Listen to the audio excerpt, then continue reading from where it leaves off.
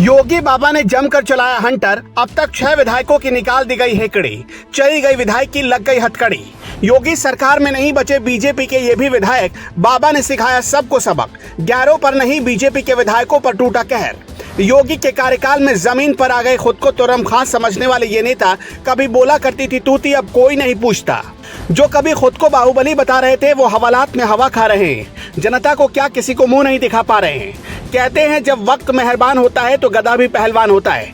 तभी तो ये 6 नेता कभी फॉर्च्यूनर से चलकर भौकाल बना रहे थे, हंटर, जीप और सफारी गाड़ियों से काफिला निकालकर माहौल बना रहे थे।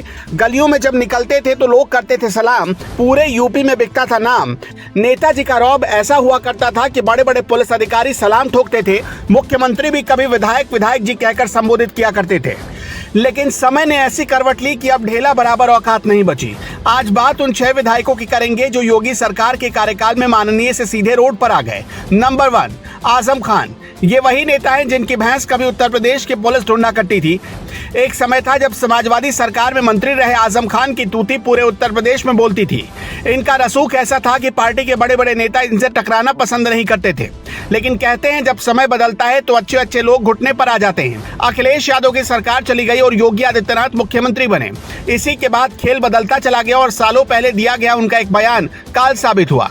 आजम खान भड़काऊ भाषण देने के दोषी पाए गए, जिसके बाद एमपी एमएलए कोर्ट ने उन्हें सजा सुनाई, जिसकी वजह से बाद में इनकी विधायकी रद्द कर दी गई। यानी जो आजम खान कभी भौकाल बनाकर चला करते थे वो सलाखों के पीछे पहुंच गए हैं। जिस दूसरे विधायक की हम बात कर रहे हैं वो है आजम खान के लड़के यानी अब्दुल्ला आजम। जब इनके पिता मंत्री थे तब तक तो सब कुछ ठीक चल रहा था, लेकिन जैसे ही अखिलेश सरकार गई अब्दुल्ला आजम पर भी शिकंजा कसता चला गया। 2008 के एक पुराने मामले में उनको जब 2 साल की सजा हुई तो अब्दुल्ला आजम की भी सदस्यता रद्द कर दी गई। इस तरह से ये भी अपने विधायकी से हाथ धो बैठे। इसके बाद नंबर आता है उन्नाव के बांगरमऊ से विधायक रहे कुलदीप सेंगर का। एक समय था जब कुलदीप सिंह सेंगर की हनक पूरे इलाके में हुआ करती थी और सरकार में भी इनका कद लगातार बढ़ता जा रहा था। इनकी गिनती बाहुबली नेताओं में होती थी, लेकिन एक गलती ने सब कुछ खत्म कर दिया। बात 2017 की है जब इन पर दुष्कर्म करने का आरोप लगा, जिसके बाद इन्हें उम्र कैद की सजा सुनाई गई। इसी के साथ इनकी विधायकी भी चली गई। चौथे नंबर पर आते हैं उत्तर प्रदेश के गोसाईगंज सीट से विधायक रहे इंद्र प्रताप तिवारी और खब्बू तिवारी। इनकी भी छवि धीरे धीरे ही सही लेकिन अवध नगरी के आसपास एक बाहुबली नेता के तौर पर बन चुकी थी। खब्बू तिवारी का कद धीरे धीरे बीजेपी में भी बढ़ता जा रहा था, लेकिन एक गलती इनसे भी हुई जिसका खामियाजा इन्हें जेल जाकर चुकाना पड़ा। दरअसल मामला ये था कि इनके ऊपर फर्जी मार्कशीट के इस्तेमाल करने का आरोप लगा, जिसके ये दोषी पाए गए और बाद में यही वजह है कि इनकी विधायकी रद्द कर दी गई। जबकि हमीरपुर से बीजेपी के विधायक अशोक सिंह चंदेल की सदस्यता हत्या के मामले में उम्र कैद की सजा मिलने के बाद खत्म हुई थी।